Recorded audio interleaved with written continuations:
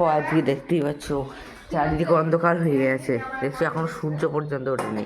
আমার মা দেখো এবার চা করবো না, বা চা করবো তখন দেখো কখন চা করছে এখন।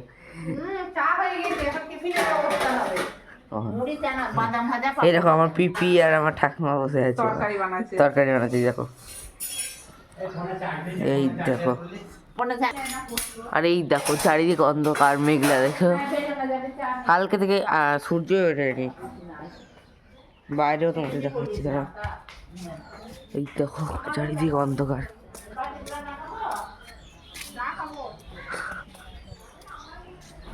আমাদের সামনে সেই প্যান্ডেল হয়েছিল, দেখো প্যান্ডেল খুলছে।